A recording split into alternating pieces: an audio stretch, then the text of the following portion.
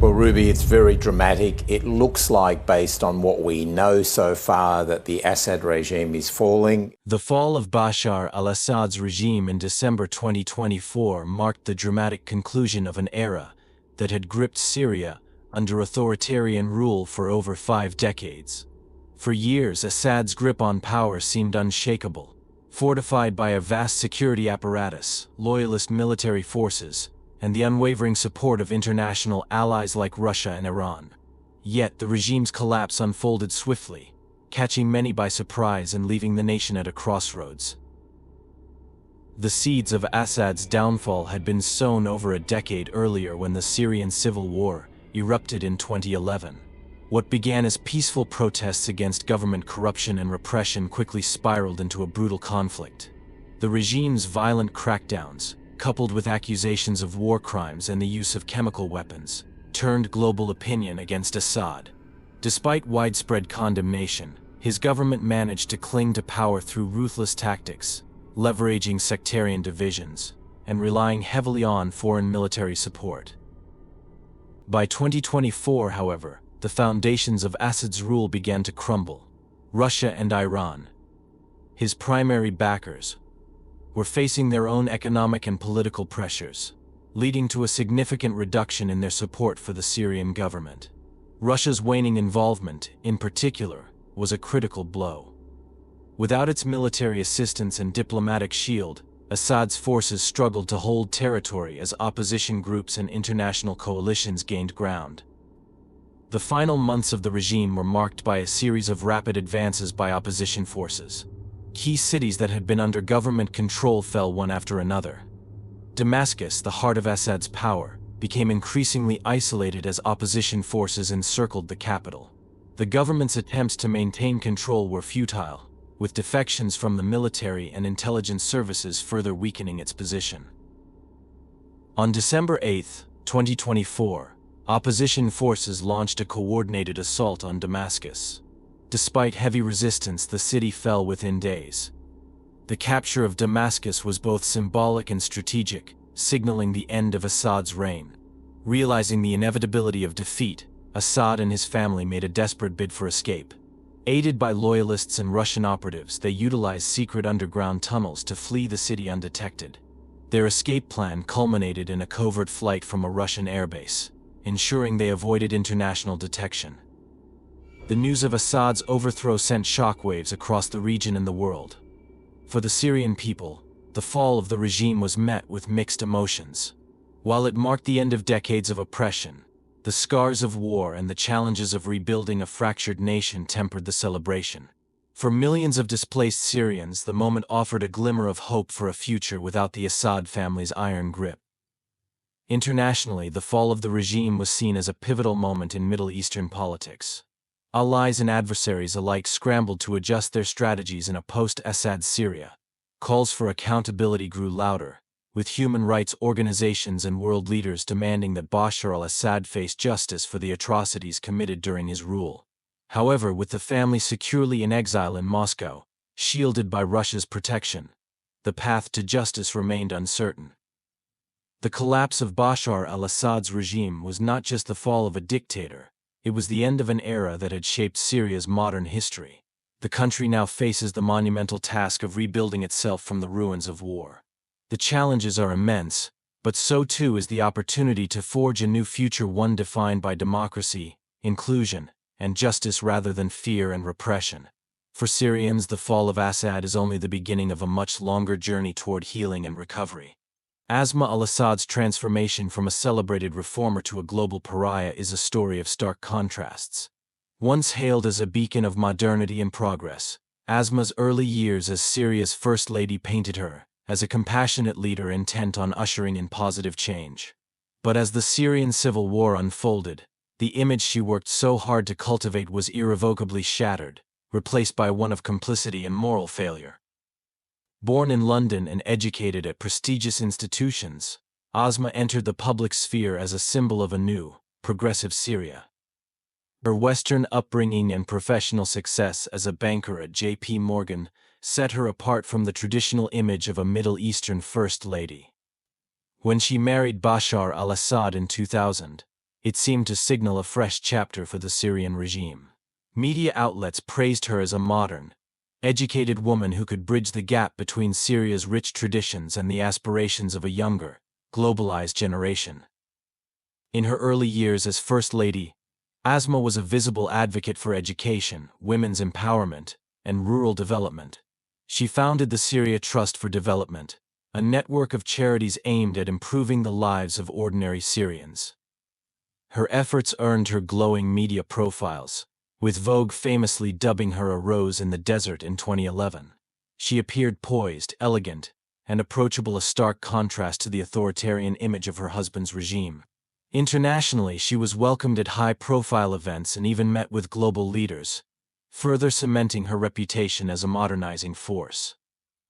However, this carefully crafted image began to unravel as the Syrian civil war erupted. When peaceful protests against Bashar's regime were met with brutal violence, the world's perception of the Assads changed dramatically. Reports of atrocities committed by government forces flooded international headlines. Despite the growing evidence of the regime's brutality, Asma remained silent. Her public appearances dwindled, and her advocacy work receded into the background. Critics questioned her role, asking why someone with her influence failed to speak out against the horrors unfolding in Syria. By 2012, leaked emails from Asma's private account revealed a different side of her life, one that starkly contrasted with the suffering of ordinary Syrians. While cities were bombed and millions were displaced, Asma spent extravagantly on luxury goods, including jewelry, designer clothing, and home decor.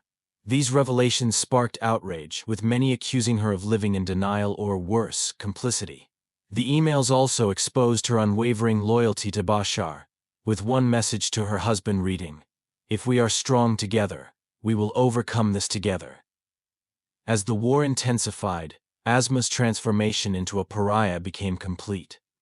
Media outlets once enamored with her began referring to her as Lady Macbeth and the First Lady of Hell. Her silence and opulent lifestyle during a period of immense suffering solidified her reputation as a participant in the regime's crimes.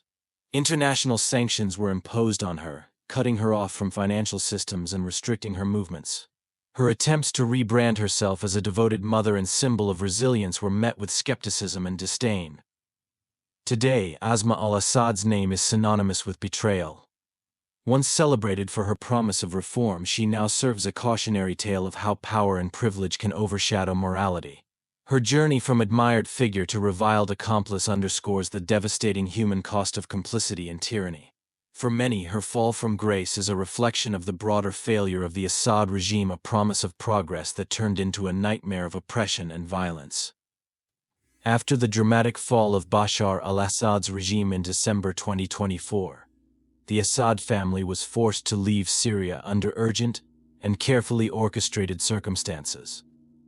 Once firmly entrenched in power, with Bashar as the unquestioned leader of Syria and Asma by his side as First Lady, their escape marked the end of their 24-year rule.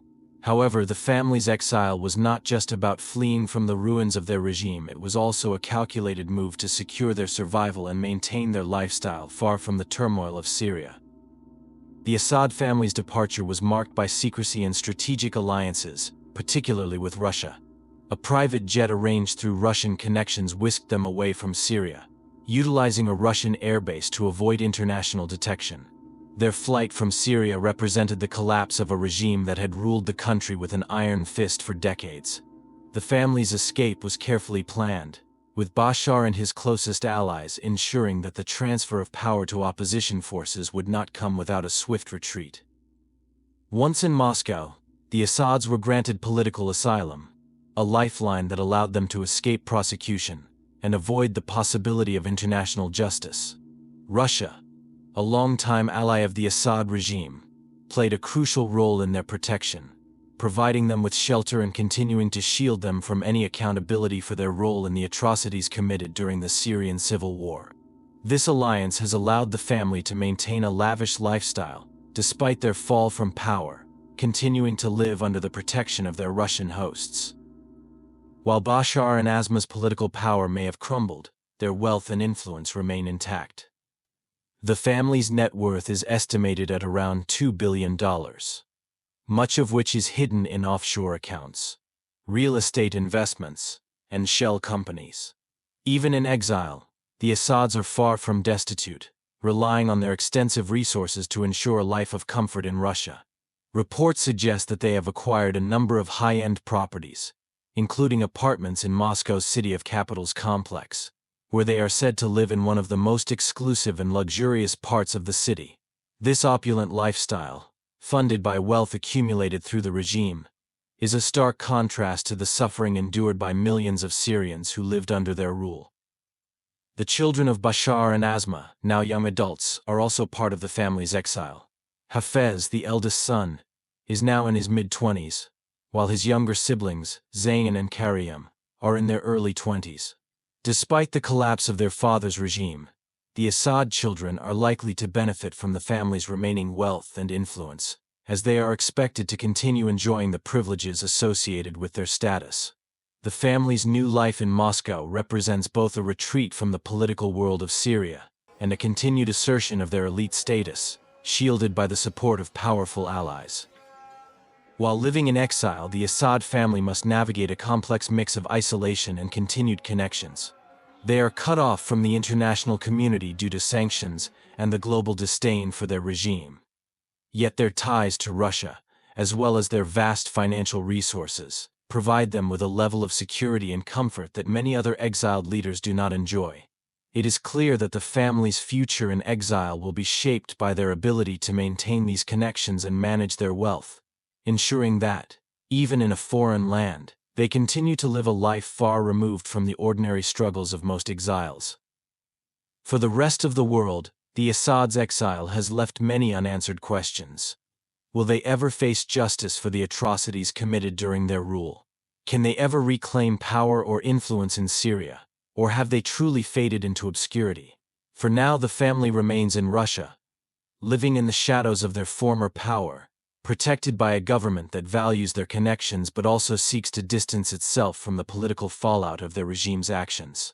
In exile, the Assads may have lost their rule, but they have not lost their wealth, their influence, or the protection that comes with powerful alliances. Asma al-Assad's health struggles have added another layer of complexity to the life of a woman already defined by her association with one of the world's most infamous dictators.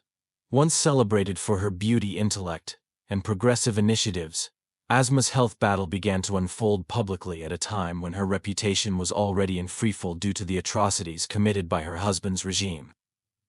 In 2018, Asma made the first public revelation about her battle with breast cancer.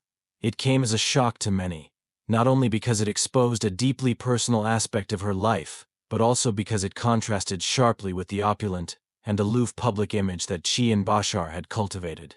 At the time, she was diagnosed with early-stage breast cancer, and the news was met with mixed reactions.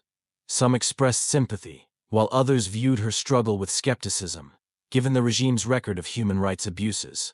Despite the controversies surrounding her, Asma tried to project an image of strength and resilience, sharing photos of herself undergoing treatment in an effort to humanize herself and perhaps shift public attention away from the ongoing violence in Syria. Her battle with cancer was widely publicized, and in 2019, she declared that she had successfully beaten the disease. This was seen as a moment of triumph for the First Lady, an image of overcoming adversity that seemed to mirror the many challenges she had faced as the wife of a dictator under global scrutiny. However, just as the world thought her health struggles were behind her, a new and far more serious battle awaited her. In May 2024, the Syrian presidency made an announcement that rocked the political world. Asma had been diagnosed with acute myeloid leukemia, AML, a life-threatening form of cancer that affects the blood and bone marrow. This news came at a time when her husband's regime was collapsing, and their life in exile in Russia was beginning to unfold. The timing of this announcement raised eyebrows, with some speculating that it was designed to shift international attention away from the regime's actions and onto Asma's personal suffering. The Assad regime, known for its brutal tactics and repression, often used personal narratives to deflect from political crises, and this health issue was no exception. For Asma, the diagnosis was devastating. Leukemia is a severe and aggressive form of cancer, and the treatment process is grueling. The announcement that she would be stepping back from public duties to focus on her health was seen as an attempt to shield her from further scrutiny and to protect her from the growing global backlash against her and her family. As she entered treatment, the Assad family sought to portray her as a symbol of resilience in the face of adversity. Yet, for many Syrians and international observers, it was difficult to separate her health crisis from the broader context of her complicity in her husband's regime, which had caused immense suffering for millions. Living in exile in Moscow, Asma's health issues now serve as a focal point for the few who still pay attention to the former First Lady. Despite the refuge she has found in Russia, Asma is still closely tied to the fallout of the regime she helped sustain. Her struggle with leukemia is both a personal tragedy and a reflection of the larger, more complicated reality of her life, a life once marked by promises of modernization, now forever intertwined with the brutal legacy of the Assad family's rule. As Asma continues her fight against leukemia, her role in the Syrian conflict has become secondary to her health struggles. While she once advocated for reforms and women's rights, her legacy is now dominated by the brutal regime she supported. For many, the notion of her as a victim, whether of illness or circumstance, rings hollow, overshadowed by the devastating actions of the regime she chose to support. For Asma, the road ahead is uncertain, and her health struggles are likely to remain a poignant chapter in a life defined by power, privilege, and controversy. Russia has played a crucial role in Bashar al-Assad's escape and survival, especially during the final stages of the Syrian civil war. Throughout the conflict, Russia emerged as Assad's most significant ally, providing essential military, diplomatic, and logistical support that allowed the regime to hold onto power despite mounting opposition. However, it was during the regime's collapse in late 2024 that Russia's influence became even more apparent, facilitating Assad's escape from Syria and offering him asylum in Moscow. From the early years of the Syrian uprising, Russia's involvement in Syria was motivated by both strategic and political considerations. The Assad regime, facing widespread protests and armed insurgencies, was in dire need of external support to combat rebel forces. In 2015, Russia intervened militarily, deploying airstrikes, artillery, and special forces to bolster Assad's forces. This intervention significantly shifted the balance of power, allowing the regime to regain lost territory and assert control over major cities like Aleppo, Homs, and Damascus. Russia's military presence in Syria also helped prevent the complete collapse of Assad's government, despite the mounting pressure from opposition forces and international condemnation. As the conflict progressed, Russia's role became more intertwined with the survival of the Assad regime. Russian forces were not only engaged in combat operations but also played a key role in diplomatic efforts to secure Assad's position. Moscow worked tirelessly to block United Nations resolutions aimed at holding Assad accountable for human rights violations and war crimes, using its veto power as a permanent member of the UN Security Council. At the same time, Russia positioned itself as the primary mediator in peace talks, leading negotiations in Geneva and Astana, which ultimately favored the Assad regime's interests. By late 2024, as Assad's allies in Iran and Russia began to reduce their direct involvement in the conflict, the regime found itself on the verge of collapse. International sanctions, military defeats, and the loss of critical strategic areas weakened Assad's grip on power.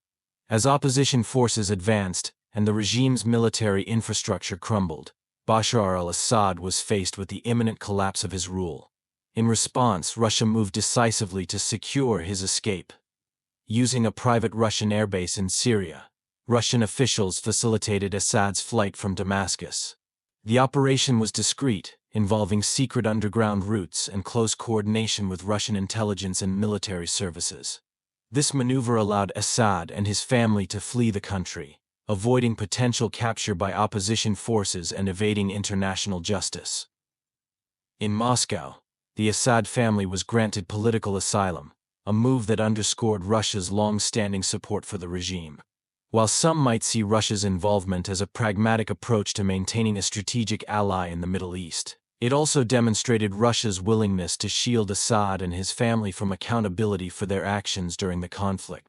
Russian President Vladimir Putin's administration has been steadfast in its refusal to extradite the Assads to face charges at the International Criminal Court, despite widespread calls for justice from the international community. The Assad family's survival in exile, with the protection and resources provided by Russia, has allowed them to continue living in comfort, far from the consequences of their actions in Syria. Moscow's support has not only ensured their physical safety but also provided a financial lifeline, as the Assads continue to benefit from their wealth, which remains largely hidden in offshore accounts and real estate holdings. In return for this protection, Russia strengthens its influence in the region, maintaining its military presence in Syria and securing its foothold in the Middle East. In conclusion, Russia's role in Assad's escape and survival reflects a deep political and strategic partnership that has shaped the course of the Syrian conflict. Without Russia's intervention, both militarily and diplomatically, Bashar al-Assad's regime would have likely collapsed years earlier. By providing asylum and shielding the family from prosecution, Russia has solidified its role as a key power broker in the region, enabling Assad to maintain his safety and status despite the collapse of his rule in Syria. The legacy of the Assad regime is one marked by brutality, oppression, and decades of control over Syria, resulting in a devastating impact on the country's people and its future. Bashar al-Assad's rule, spanning over 2 decades, perpetuated a family dynasty that ruled with an iron fist, using violence, fear, and manipulation to suppress opposition and maintain power. While Assad's regime initially promised reform and modernization, the reality was starkly different. The state's heavy-handed tactics included the use of chemical weapons, targeted airstrikes on civilian areas, and widespread torture, leading to untold suffering and loss of life. The Syrian civil war, which began in 2011, became the defining chapter of Assad's rule. Initially seen as an opportunity for democratic change, the protests were met with violent crackdowns. What followed was a brutal conflict, with Assad's government pitting the military against rebels, ethnic minorities, and civilians. Internationally, his regime's actions became infamous, resulting in crippling sanctions, the loss of international support, and the condemnation of human rights organizations. Yet, despite the catastrophic consequences, Assad managed to retain power, largely thanks to Russian and Iranian support. His regime's legacy now includes a shattered nation, with millions displaced, cities reduced to rubble, and a fractured society. While some view Assad's survival as a testament to resilience, others see it as a stain on Syria's history, as the nation grapples with the aftermath of a war that will leave scars for generations to come.